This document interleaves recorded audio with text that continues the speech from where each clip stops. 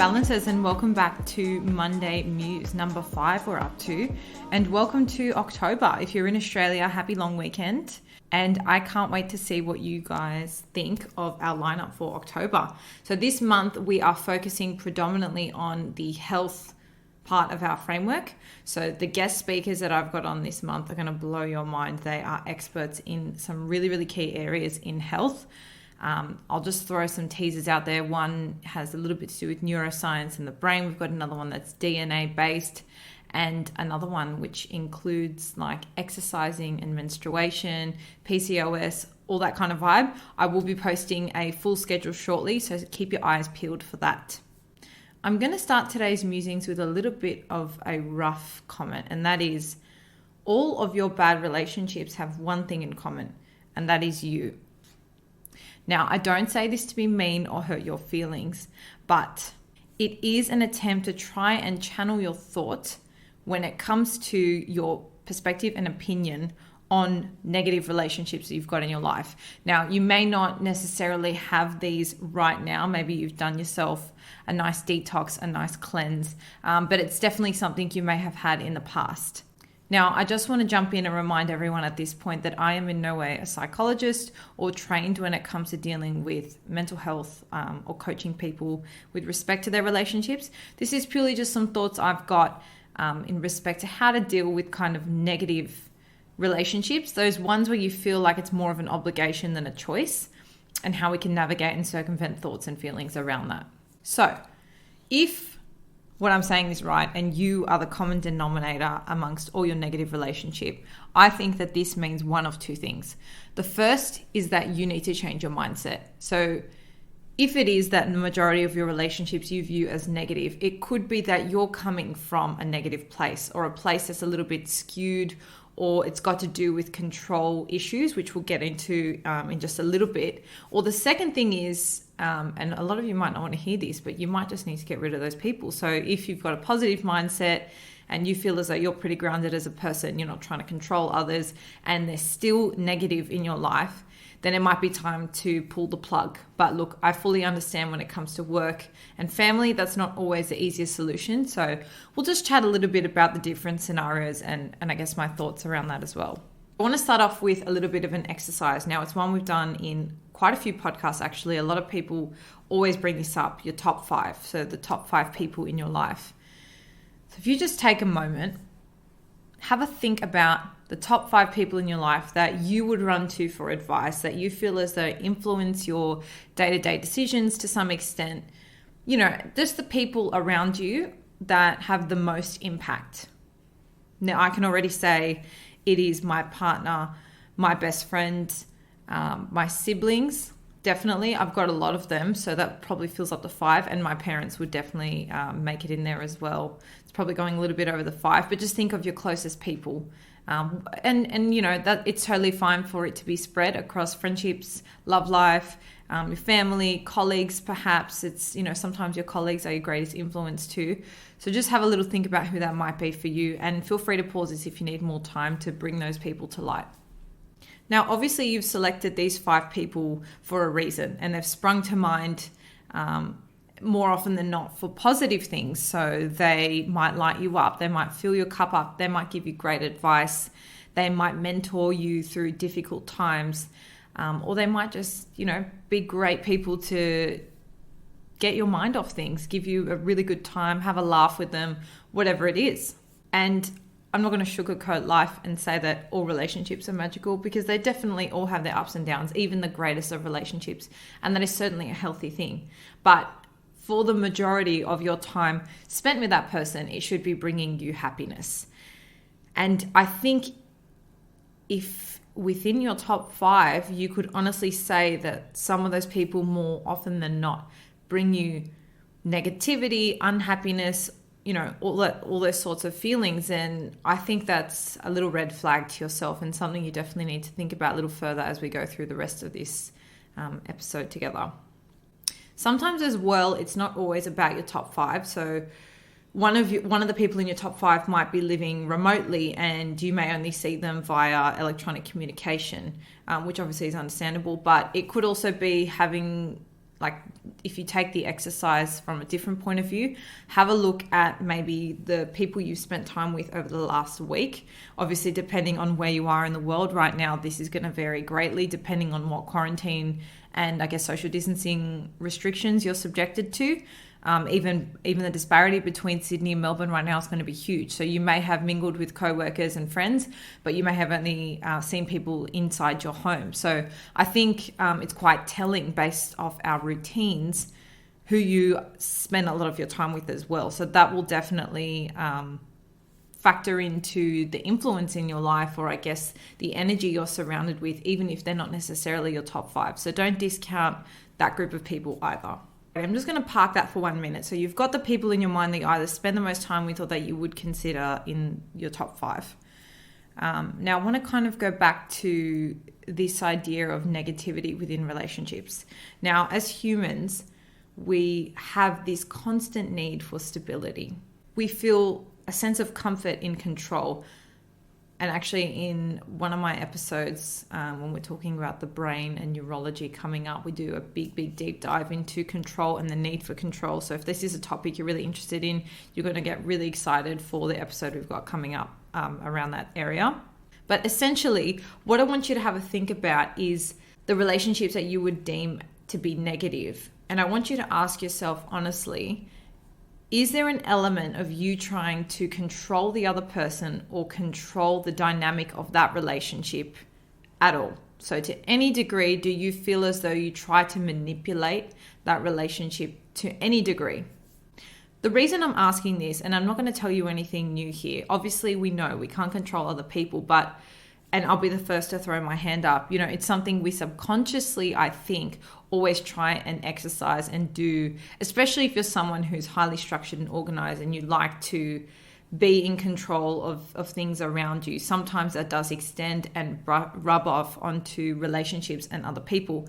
So within those dynamics that you've deemed to be negative in your life or negative relationships, if you answer yes to, yep, there's probably an element that I try and control that relationship or that other person, then I think you fall into category 1 of the 2 that I originally spoke about. So if we said you're the common denominator between all your negative relationships and you try and control that situation, then you need to go back to that first category, and that is you need to change your mindset. So it's less about controlling the other person and more about getting to know them, seeing what they can offer you, and, trying to actually grow and just coexist with them. It's not about exerting your control or your dominance over that other person. That's your responsibility to do on your own life.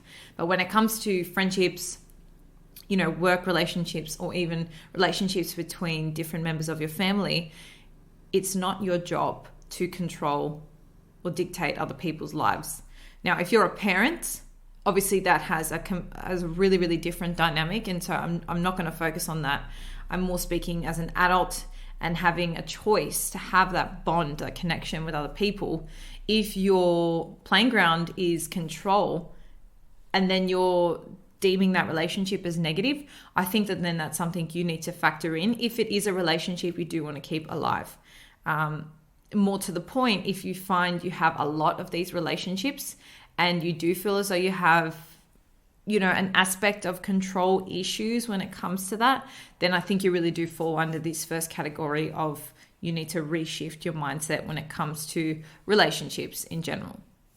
So what if you're on the other side? What if you don't really try and control relationships, but they're still not a vibe? Well, my question to you would be, if you're not trying to control that dynamic and it's not bringing you anything but negativity, why is it still featuring in your life? Now, I know this question is so much more complex than, you just need to say goodbye to the friendship or whatever the case may be. But I do want to bring to light again, for anyone who listened to episode 10 with Bri from P20, we spoke about the concept of situational friendships. Now, I'm not sure if anyone listening has personally experienced this. I certainly have. And that's where you've been so close with someone for such a long period of time, and then it's almost like your life takes a different path and you're just not compatible, you're not on the same page, and you kind of take a split. And I honestly think there is nothing wrong with that. I don't think that that split needs to be sour. I don't think it needs to be coated with negativity or this whole dramatic scene. I think that people come into your life for a certain reason at different points in time, and you would never be where you are right now if those people hadn't formed a part of your life, if you hadn't shared experiences with them. And so I don't regret any single friendship or any relationship for that matter that I've had in the past. It's taught me things that have led me to where I am today, and I'm not bitter or sour about them at all. But I'm at peace with the fact that things can be situational, and not every relationship is meant to last the longevity of your life. I mean, I can even think of family friends we had growing up that we just suddenly stopped seeing, and it was like, didn't really think about it, but now that you have the choice and I guess the onus to maintain those connections and build those relationships, it feels a little bit more jarring. Now, I don't know if this is because I'm still quite young and I haven't, lived a world of experience with connecting with people, but it is something I've come to terms with more recently. I mean, I'd love to hear if you guys are kind of on the same page and you feel comfortable with the idea of situational friendships. And look, this obviously needs to be taken with a grain of salt. I'm not saying that every friendship you have now is not going to last the length of your life, because that's absolutely not true. A lot of friendships are lifelong.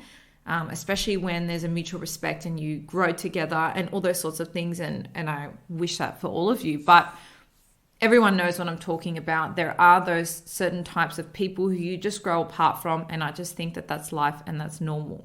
So to sort of wrap that bit up, if you're not trying to control a situation and it's still quite negative, have a think about whether it is a situational friendship and you're sort of just stringing it along because maybe you've been friends for so long. Like what purpose is it serving you? If you can't answer that, then I think it's something you need to have a think about. Now, unlike friends, you cannot choose your family. And so this obviously complicates things a little bit more. Look, this is a bit of a touchy subject, and it's obviously going to be highly dependent on your dynamic with your family, with your partner's family, all those sorts of things. But I think for me personally, and if I had to give any advice to any of my friends, what I would be saying is don't be a yes person. So don't feel like you need to say yes to everything to a point where it compromises your self-care and your, what you need and want. I think that people get caught up in this idea that it's selfish to say no to things or to not attend things or always be at every single event on time, all these things.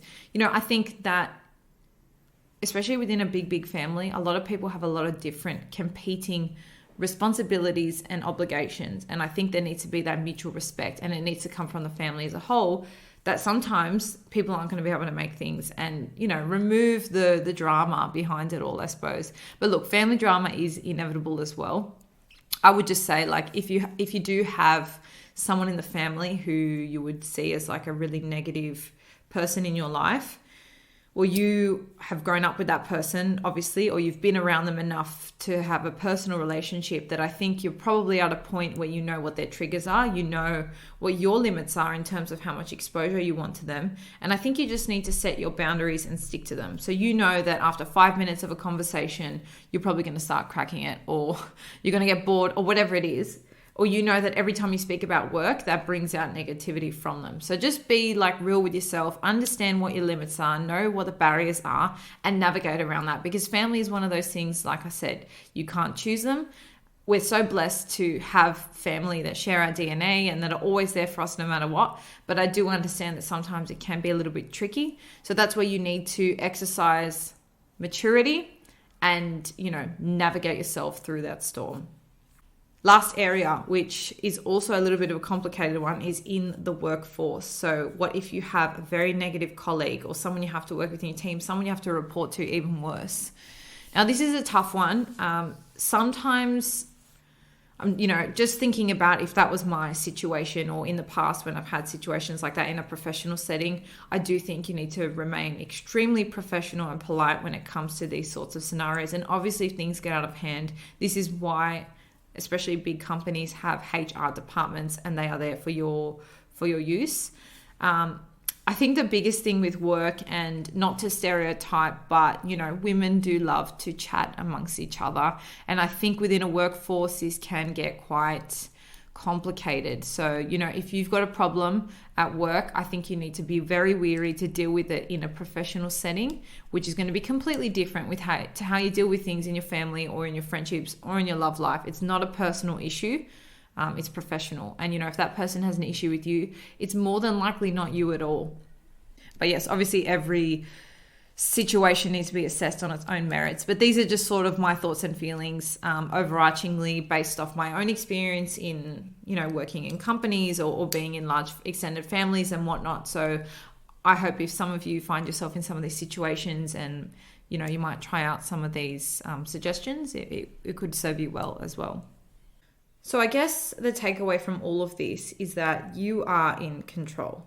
If you have negative relationships in your life that you're not trying to control, or you are trying to control, whatever the case may be, and it's not serving you, you need to do something about it, whether that is change your mindset or whether it is reassess the time you're exposing to those people. I mean, in our society today, time is our number one currency. It's not how much money you have in the bank. It's not how many degrees you have. It's the time you have to give to certain things.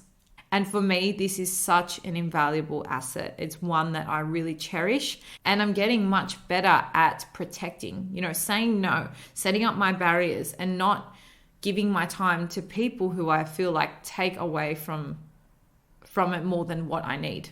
It's like that age-old metaphor of the cup. If you put nothing in your cup, you have nothing to give. Whereas if you're filling your cup right up, even overflowing it, you've just got so much to give to other people, and then you won't get wrapped up in this, oh, you're negative, I'm not giving you time, etc. So it could even be coming back to what's your self-care routine. But in order to really ground yourself and get clarity, you absolutely cannot be psychologically or emotionally wound up. You just won't be at a level where you can just dial it back and say, okay, I need to reassess. So I would really tune in and hone into how you're feeling, how your thoughts are being processed, and all of that before you undertake any sort of exercise or detox, shall we say, when it comes to these sorts of things. So just to wrap up, I guess, this monologue of my thoughts when it comes to negative relationships, you being the common denominator, but that's not necessarily a bad thing, because it does tell you that you have the full control to alter the state of or the presence of that in your life. I would like to suggest a little exercise that I've put together myself, tried this morning, found it really, really useful. It's just like a reflective exercise. 4 steps. So I'll just rattle them off. I'll also put them in the description below just so you guys can follow and come back to it whenever you feel appropriate. So the first thing I would suggest is just take some deep breaths. So we all know the benefits of breathing, getting the oxygen flowing to our brain. It brings it completely shifts your thought process from your head into your body, and it just really brings about this peaceful state. And as I said before, you need to get that clarity. You really need to be in a grounded place. So I would start with breathing. That's step 1. The second step would be to think about those people who light you up. So it could be anyone across any of the areas of your life. Maybe it's someone from the gym. It could be a therapist you're seeing. It could be a sibling, your partner, a friend, a colleague, anyone that really lights you up. Just think about that person and let that excitedness and that happiness that you feel towards them, just let it completely fill you up. Once you've got that person ripe and ready at the front of your mind, let's go to step 3, which will be, I want you to think about 2 things from a gratitude standpoint of why you value them and why you've thought about them. So 2 things, and it can't just be, they make me laugh.